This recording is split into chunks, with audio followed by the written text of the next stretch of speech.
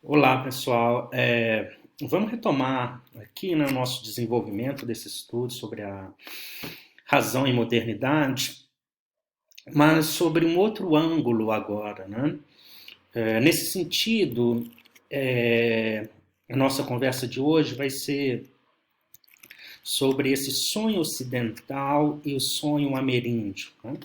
Aqui eu estou retomando um ensaio que eu escrevi para a Unicamp, chamado O ensaio se chama O Sombrio Sonho da Queda do Céu. Né? Foi publicado em 2016, né? Já tem aí 4 anos, mas eu acredito que tem aí, esteja, né, na verdade, fervilhando ainda mais do que na época que foi escrito. Né? Então, o que a gente está pensando aqui? Tanto o sonho ocidental, e aí eu peguei, para pensar o sonho ocidental, para caracterizá-lo, eu peguei um livrinho que se chama 24/7, né? E aí a gente tem, né, no início desse slide aqui, a gente, né, pensando nesse sonho ocidental, né, essa crítica ao capitalismo 24/7. Né? Esse 24/7 é uma expressão relativamente comum, né? Tem ali no inglês 24/7, no francês é 24 sur 24, no sentido de que é 24 horas por dia, né, e 7 dias por semana. Né? Então, a gente vai caracterizar o sonho ocidental, na verdade, como a perda do sonho, né? Como os fins do sonho. Né? E o sonho nesse duplo sentido, tanto o sonho como aquele elemento de repouso, né, para a gente retomar o dia, como o sonho como um ambiente onírico de produção de uma outra realidade. Né? Então vamos pensar aqui, né? Pensar esse sombrio sonho da queda do céu. Aqui, essa é outra referência principal. Né? A Queda do Céu é um livro escrito pelo Davi Copenaua, né? O xamã Davi Copenaua e o antropólogo francês Bruce Albert. Se não me engano, esse livro saiu primeiro em francês, depois houve a tradução para o inglês, depois para o português. Né? E aí a imagem, né, uma bela imagem do Copenau, né?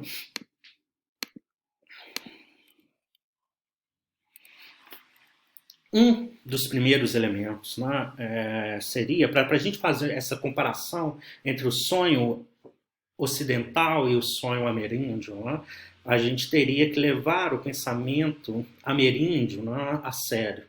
Né? Essa é uma reflexão que aparece, sobretudo, com o Eduardo Viveiros de Castro. Né? Qual seria basicamente a ideia? Seria a gente pensar tão seriamente o pensamento ameríndio quanto a gente pensa um grande filósofo ocidental, né? Por exemplo, Descartes, por exemplo, Leibniz, nesse sentido. Né? Claro que teria um elemento ainda que a gente poderia dizer que é anterior. Né? Quando a gente pensa a nossa cultura brasileira com relação a essa cultura política, com relação aos indígenas, a cultura indígena, né, não só deixa, não deixa ela se expandir, ela se espraiar, a gente não só não leva esse pensamento a sério, como a gente não leva a vida a sério. Né? É sempre o extermínio. Né? Então, a ideia principal seria levar esse pensamento a sério, né? Nesse sentido, né? Tanto nesse sentido de não tê-lo somente como uma fábula, como um mito, né? No pior sentido da acepção dessas palavras, né? Mas tê-lo como uma potência é, que a gente poderia chamar de filosófica, por falta de uma palavra melhor, né? Então vamos aí, esses são os dois elementos, né? Para a gente fazer uma espécie de metafísica comparativa, comparar o sonho ocidental e o sonho ameríndio. Né? O sonho ocidental, né? Qual seria o diagnóstico? Né? A gente teria que pensar ali como esse mundo ocidental e pensar sobre a esfera desse sonho. Para pensar o surgimento da modernidade, né, do pensamento ocidental, a gente sempre retorna ali aos gregos, a gente sempre retorna ao pai da modernidade, né, o Descartes. E aí tem uma caracterização, né, muito. Vamos passar aqui, né, uma caracterização muito simplista, mas com alguns elementos de determinada profundidade, no sentido de pensar que há ali um solipsismo, né, que é conhecido solipsismo cartesiano, há um individualismo muito forte, né, é essa razão solitária, né, o tempo todo, quando a gente pega as meditações, né, se trata do filósofo sozinho, né, por meio da sua reflexão, chegar a um ponto indubitável, chegar a uma certeza. Né? E ele faz isso sozinho, né? É uma razão solitária. O sujeito é constituído sem relação com a alteridade, né? Pensando novamente tanto o livro sobre o método, quanto o livro, quanto as meditações, a gente pode pensar nesse sentido. Né? O outro é uma existência que é colocada em dúvida. A gente não tem certeza se o outro existe. Né? Na argumentação cartesiana, o penso, logo existo, dá a certeza do eu de Descartes. Né? Agora, com relação ao outro, eu não tenho certeza se ele existe. Né? Eu tenho uma certeza desse eu, mas o outro eu posso dizer que ele existe por inferência, né? mas eu não tenho certeza. Né? E por último, uma epistemologia objetivante. Né? Não é à toa, a gente tem aqui esse quadro aqui do lado, né, para fazer essa relação. Né? Na modernidade que começa a abrir os corpos. Né? Primeiro, né, os corpos, a gente pode pensar dos animais, né? E depois o corpo humano. Né? Não é à toa que todos, praticamente todos, né, aqueles pensadores que vão pensar o direito dos animais, que vão fazer uma breve história do especismo, vão passar aí pela filosofia de Descartes, né, para pensar essa objetivação com relação aos animais. E aí a gente pode pensar também uma objetivação com relação ao ser humano e, em última instância, isso, né? Uma epistemologia objetivante. Né? É uma produção de um conhecimento, uma forma que, para se conhecer algo, é necessário objetivar. E esse elemento é característico aqui do pensamento ocidental. Quando a gente trabalhou o Foucault, a gente viu ali a sociedade disciplinar. Né? E aí, o diagnóstico do Foucault é, sobretudo, pensar essa modernidade produzida por esses arquipélagos carcerários. Né? Esses arquipélagos carcerários a gente trabalhou bem, né, no sentido de pensar a família, a casa, a empresa e todos esses elementos.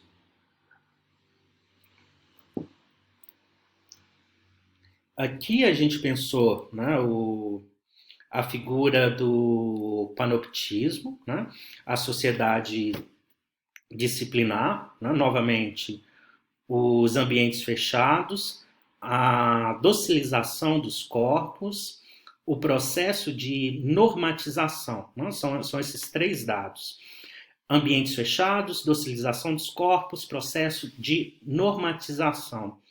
Por último, a gente pensou a biopolítica. Se nesse primeiro momento a gente viu né, a disciplina de um só corpo, né, do corpo individual, com a biopolítica a gente tem uma esfera maior que é pensar a população. Nesse sentido que a gente trabalhou a questão do coronavírus e a biopolítica, né, porque se trata de uma política populacional. Do Gilles Deleuze, a gente começou a compreensão da sociedade de controle. Né? Na verdade, a gente passou por uma série de tipos de sociedades. Né? Primeiro, a soberana. Segundo, a sociedade de controle. Terceiro, a sociedade... primeiro, soberana. Segundo, a sociedade disciplinar. Terceiro, a sociedade de controle. Quarto, a sociedade farmacopornográfica, com a análise do Paul Beatriz Preciado. Né?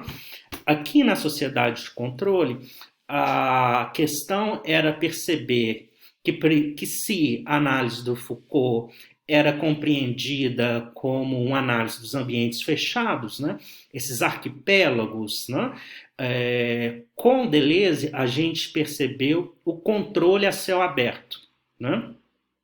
Então, a gente focou muito na questão da tecnologia, para pensar o elemento de controle.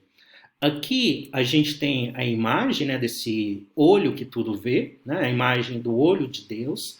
A gente trabalhou isso pensando os drones, né, na teoria do drone, ali a gente pensando naquele livro do Chamayou, que a sociedade de controle, né, que o panoptismo, né, esse panoptismo na sociedade de controle seria a produção de um Deus artificial.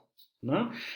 Seria a produção dessas câmeras, seria a produção do drone, seria a produção desses elementos que tem um controle 24/7. E aí a gente já está tomando novamente essa expressão, né? Um olho que tudo vê, um panóptico que tudo sabe, tudo controla, né? Um Deus artificial. Abaixo a gente tem algumas características da sociedade de controle, né? O capitalismo financeiro, flexibilidade, indivíduos individuais e vigilância a todo momento. Né? E aqui a gente pensa no Snowden, toda essa gama de hackers que colocaram, né, para a gente todo esse ambiente de controle. O elemento novo que a gente está pensando é isso, né? É esse capitalismo 24/7 e aí o elemento do fins do sono. Né? Então tem um experimento interessante que o Jonathan vai apontar. Né? Qual seria esse experimento? Ele aponta que o governo norte-americano estaria ali estudando pardais que, se não me engano, não é pardais, eu não lembro qual. É um pássaro que não dormiria por uma semana, né? Teria uma resiliência ao sono muito grande. E aí ele começa a fazer esse estudo e começa a se pensar o quê? Né? O exército começa a pensar o quê? A gente poderia produzir um soldado sem sono. Né? Então poderia... É uma espécie de super soldado. Mas o que é interessante é que toda tecnologia de guerra, em determinado momento, se populariza. Né? Então, quando a gente pensa um celular, né? A gente tem aqui uma gama de tecnologia de guerra, por exemplo, a internet, né? A própria internet, a ideia do GPS. Então, aqui tem toda uma gama de tecnologia de guerra que é popularizada, né? Então a questão para ele é o seguinte: olha só, se a gente produz um soldado sem sono, um soldado 24/7, a gente pode pensar também num trabalhador sem sono. Trabalhador 24/7 e um consumidor sem sono, um consumidor 24/7 e uma cidade sem sono, por que não, né? Na verdade, a gente já tem essas cidades que não dormem, né? Paris, São Paulo, Nova York, né? Essas grandes cidades são essas cidades 24/7. Então, o que ele está apontando? Olha só, se há a produção desses soldados sem sono, um trabalhador 24/7, um consumidor 24/7. Né? O ideal seria, então, eliminar o sono, porque o sono seria o ambiente não produtivo, seria o ambiente ainda do devaneio, seria o ambiente do mundo onírico, seria o ambiente de criação de outra possibilidade. Aí que o sono seria o último lugar ainda não mercantilizado, né? Ainda não capitalizado. Então, a ideia seria, que ele está pensando é essa, de, olha só, ainda tem um lugar que não foi capitalizado, que é o sono, que é a produção desse sono. E aí, esse capitalismo 24/7 seria essa tentativa de tentar minar esse último espaço ainda não capitalizado. Né? Então, se seria essa a nossa caracterização do sonho ocidental, né? É a tentativa de minar o sonho, é a tentativa de acabar com o sonho e produzir uma guerra 24/7, ou ao menos esse soldado, né? Um consumidor 24/7 e o trabalho sempre, né? 24/7. E aí a gente vai comparar esse sonho com o sonho ameríndio. Né? Então, o sonho ameríndio. E aqui a gente está pensando especificamente o sonho como é caracterizado ali na Queda do Céu, do Davi Copenau, né? Pensando esse xamã Yanomami. Né? Então, um primeiro elemento, né? Que o Davi Copenau nos coloca. Né? Os brancos dormem pensando nelas, as mercadorias, como quem dorme com a lembrança saudosa de uma bela mulher. Né? Se a gente volta aqui, nessa sociedade 24/7, né? Em última instância, é a produção desse consumidor sem sono, né? 24/7. É o consumidor que está o tempo todo diante das mercadorias. Né? Essa mercadoria que o Schopenhauer está criticando aqui. Né? E aí a gente tem o xamanismo e os sonhos. Né? Então se trata de outra forma de sonhar, né? Com efeito de uma substância. Né? Então a gente vai ter também uma outra epistemologia. Né? A gente vai ter aqui um corpo intensivo, a gente vai ter a conexão com os Shapiri, né? E uma epistemologia subjetivante. Né? A gente viu antes, né? Descartes, uma epistemologia objetivante, e agora a gente está pensando numa epistemologia subjetivante. Né? Então, aqui a gente já está inserindo outros elementos. Né? Então, criando, né, dando mais informações aí sobre essa caracterização desse sonho ameríndio. O sonho ameríndio, ou ainda um sonho extramoderno, até esse momento não seria somente produzido em outro lugar, no meio de uma outra sonoridade, mas é também diante de um estado de consciência distinto. Nesse momento, talvez pudéssemos afirmar que o sonho ameríndio produz a sua cosmopolítica, e que, enquanto o sonho ocidental tem o desejo de eliminar o sonho ameríndio, a cada momento procura um novo estado de consciência para vivenciá-lo. Né? Aqui a gente está pensando o quê? o sonho ocidental com as suas ferramentas de eliminação do sonho, a gente poderia aqui relacionar com o último tipo de sociedade que a gente viu, que é a sociedade farmacopornográfica, né? A sociedade farmacopornográfica com as suas imagens pornográficas, né? A gente pensou ali a Playboy, e os fármacos, a gente pensou a pílula. Aqui, qual seria um elemento de término do sonho, de caracterização do sonho? Né? É uma pílula, é um remédio que faça com que o sujeito não durma. Né?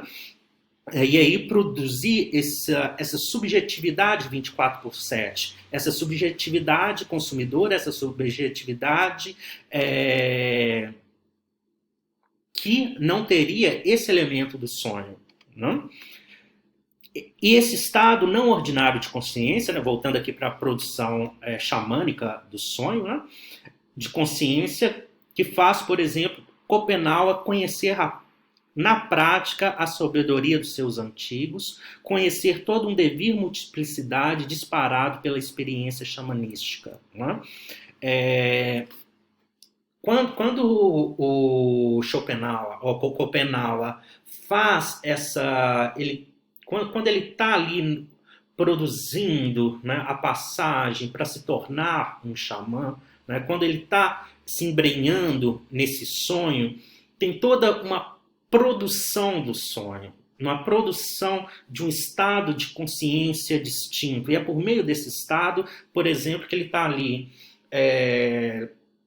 deitado e em determinado momento ele é como se ele saísse do corpo e estivesse vendo todo o ambiente por cima, e aquilo que produz o conhecimento. Né?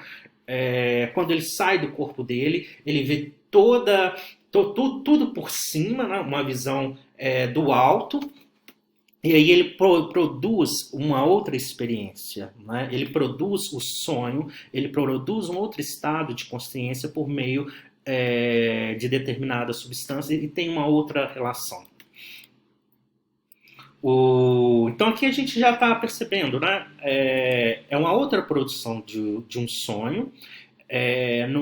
Quando a gente pensa o pensamento ameríndio, a gente está pensando numa epistemologia subjetivante. Né? É nesse sentido, né, que é interessante para a gente que está aqui pensando também o direito, que é importante todas essas modificações agora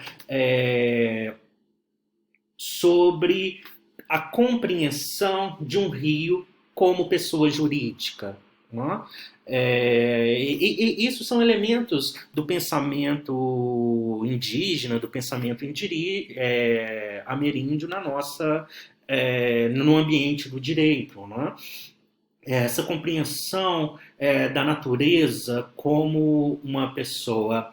Isso, nesse momento que a gente está pensando, né, diante do coronavírus, diante de um novo tipo de regime ambiental, que a gente chama de antropoceno, é muito importante. Né?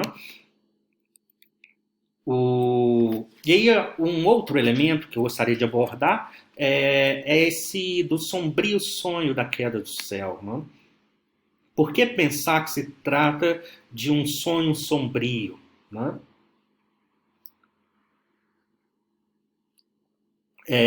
O que é apontado aqui? Os sonhos maus devem ser narrados de forma pública para que eles não aconteçam, para que os sonhos não se atualizem. É uma espécie de profilaxia onírica, uma profilaxia do sonho. Né? Deste modo, falar sobre o sonho teria minimamente ou de forma desejada um valor profilático. É esse valor heurístico do pesadelo indígena, de um grande apocalipse próximo, que torna crucial a narrativa da queda do céu. Outro pesadelo que já nos assombrou e assombra da mesma forma é o de sermos dizimados via bomba atômica. Assim, em consonância com os ameríndios, o filósofo, aqui a gente está pensando no Anders, né, esse filósofo alemão, em suas teses para a era atômica, afirma que suas palavras foram publicadas exatamente para que não se tornassem reais, né? Aqui a gente poderia perceber, poderia compreender toda uma forma de pensar os saberes distópicos, né? As distopias, os livros distópicos, né? A gente poderia pensar os livros distópicos com uma chave indígena, pensando que todo livro distópico é um sonho ruim, né? Todo livro distópico são sonhos maus que são ditos para que não ganhem a sua atualização no real, né? Então, o que há de sombrio ali na Queda do Céu, só para vocês terem uma ideia, é que esse livro narra, né, essa queda do céu. Os xamãs estariam ali segurando o céu com as suas mãos e, a partir do momento que os homens, que o Napé, né, que os homens, que os homens brancos matam, né, assassinam todos os xamãs, o céu vai cair e nos destruiria. Né? Seria essa ideia desse apocalipse próximo. Né? Então, compreendo a queda do céu como uma distopia. Mas em que sentido essa distopia? Nesse sentido indígena, de pensar que é um sonho mau, não? É um sonho ruim que deve ser contado exatamente para não acontecer. Mas, creio que é uma chave interessante para a compreensão, para a releitura dessas distopias. Né? Aqui, novamente, pensando, né, no Anders, né, que ele estava pensando ali como foi possível a bomba atômica, como foi possível o nazismo na, na Alemanha, né, como isso foi possível.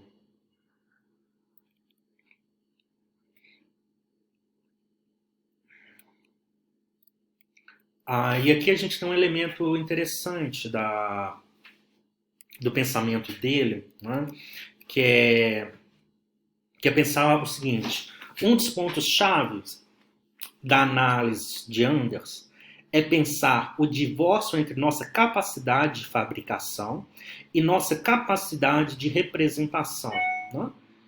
O que a gente está pensando assim? Capacidade de fabricação. É a nossa capacidade técnica. É o que a gente está trabalhando com o aceleracionismo. Né? É toda essa produção gigantesca e muito rápida do capitalismo. E a outra capacidade é a capacidade de representação nossa. É a capacidade conceitual.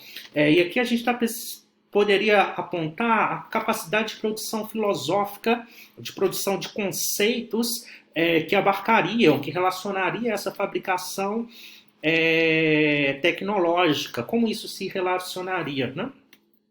Esse ponto também nos remete à psicologia e ao conceito de supraliminariedade. Outro aspecto é compreender a tecnificação do ser humano, um totalitarismo maquinal. Né?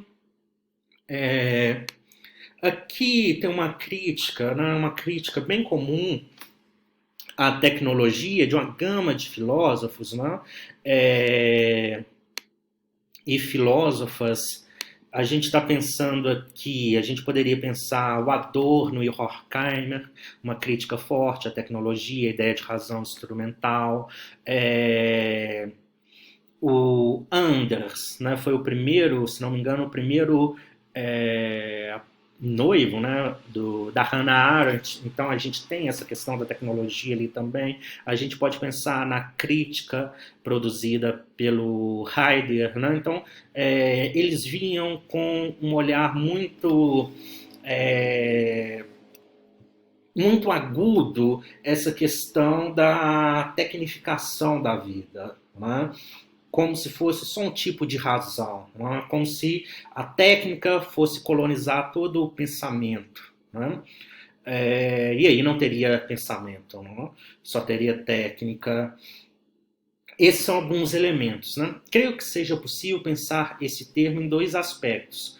Um totalitarismo técnico, ou seja, aquele que tem relação com princípios da máquina, que é o seu máximo rendimento a todo custo.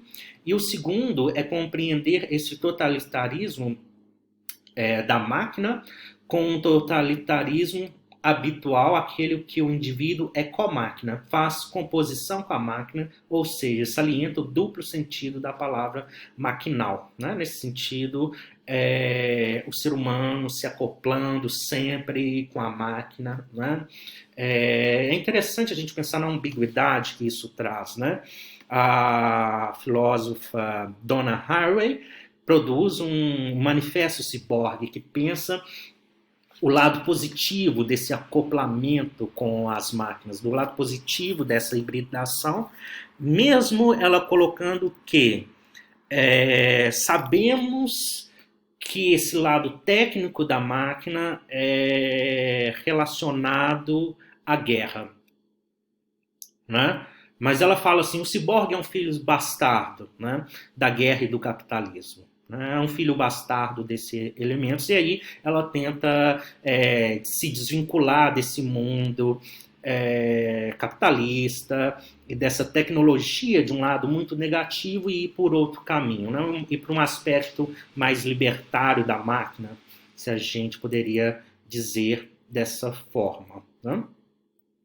É em virtude dessa máquina nuclear que nós também seremos filhos de Eichmann, filhos de uma época eichmanniana. Contudo, o apocalipse não seria metafórico, mas possibilidade.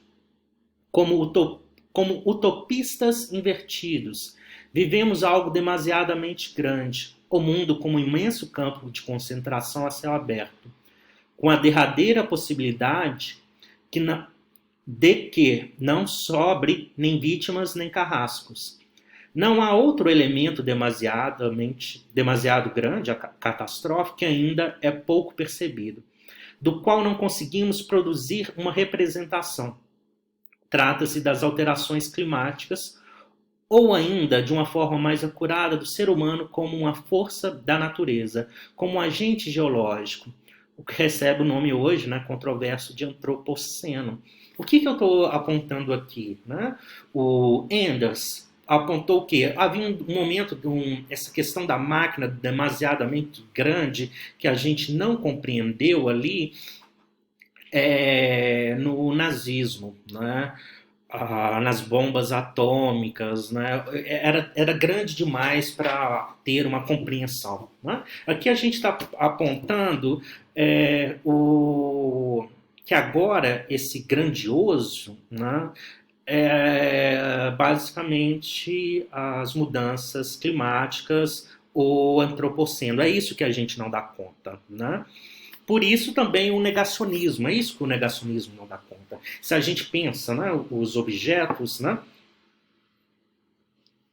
se a gente pensa essa xícara, né, é fácil a gente pensar xícara. Tem o pensamento, tem a palavra xícara e tem o seu correlato facilmente visto no real. Agora, quando a gente pensa a palavra democracia, quando a gente pensa antropoceno, quando a gente pensa mudanças climáticas, tem uma elaboração muito maior, né? Porque aí a gente passa por elementos científicos, a gente passa por uma relação que não é tão só uma ideia simples, né? Uma ideia de correlação direta, né? É uma ideia mais complexa.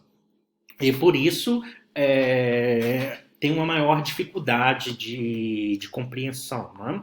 Os negacionistas passam por aí. Né? Talvez uma não compreensão do pensamento complexo, ou talvez simplesmente cinismo. Né? A gente poderia pensar em outra linha que o negacionista é o que mais sabe que esse mundo está por acabar, mas não quer mudá-lo. Né? Seria outro aspecto aqui. Aqui, né, esses elementos do antropoceno, né? No momento que eu fiz uma outra apresentação dessas questões, estava pensando na época Brumadinho, né? Um dos aspectos, né, um elemento que a gente pode pensar como elemento propositivo, né? É a ideia de sentir o medo em concreto, né? Sentir o medo realmente, né?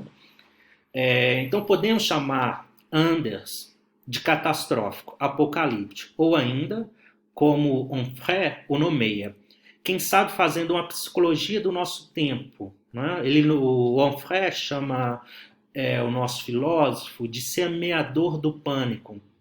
Um pânico e um medo que, de fato, devesse ser sentido em concreto. Esse sentir em concreto poderia fazer com que seja produzido um medo mensurável à magnitude do perigo real. Né? O que a gente está pensando aqui? Sentir um medo a ponto de que houvesse uma mudança da atitude. Né? Uma das críticas que Schopenhauer faz aos brancos é que eles não ouvem sem ver as coisas com a iacoana, né? É a substância que o Schopenhauer usa para alteração de consciência.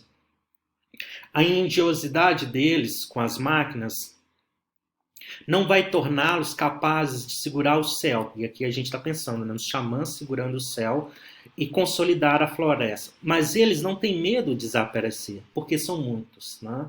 É o não medo dos brancos. Né? Ou seja, eles não têm medo do fim do tempo, mesmo vivendo no tempo do fim. Né? O tempo do fim, a gente está pensando aqui, né, um pouco a era atômica e agora, atualmente, o antropoceno. Mas no caso da cosmopolítica ameríndia, na profecia indígena, Schopenhauer afirma que os brancos deveriam ter medo da queda do céu, já que o céu não cairá somente sobre os xamãs, somente sobre os índios. Devemos compreender que a catástrofe vindoura é soturnamente democrática, ela é compartilhada, pois abarcará todos, mesmo que chegue nos lugares empobrecidos primeiro. Né? O que a gente está pensando aqui também? Né? O mesmo sentido a gente pode dar por essa cartografia da vulnerabilidade diante do coronavírus. Né? Abarca todo mundo, né? Mas abarca a população empobrecida primeiro. Né? Aqui a gente está pensando o antropoceno, as mudanças climáticas, como algo que abarca a todos, mas, novamente, a população empobrecida primeiro. Né? Então, essa seria, né, essa análise da queda do céu e do sonho ameríndio, né, nesse sentido, que é comparar esses dois sonhos. Né? E aí a gente trabalhou esse sonho de duas formas, né? O sonho ocidental como a tentativa de minar o sonho, e o sonho nesse duplo aspecto, o sonho como aquele momento de restabelecer nossa energia, e o sonho como uma produção onírica, como o devaneio, como a produção de outro mundo. Né? E quando a gente pensa o pensamento indígena tendo a fonte a queda do céu, a ideia é pensar essa questão com outra produção do sonho, né? Outra forma, por meio de alteração de consciência. No caso ali dos Yanomamis, a gente pensou uma alteração de consciência via substância, né? Mas essa alteração de consciência poderia ser pensada via práticas de si, o que o Foucault trabalha ali na hermenêutica do sujeito. Né? A gente pode ter a hermenêutica do sujeito como um ponto forte de pensar tecnologias de si, e aí a tecnologia Yanomami seria uma delas, né? Uma tecnologia de produção de sonho, uma potência do sonho. E aí a gente pensou esse sonho num lado positivo e agora, no final, como nesse sonho, como um sonho distópico, né? Um sonho que mostra algo, um sonho distópico, mas uma distopia que a gente teria que compreendê-la como algo a não ser efetivado. Não é?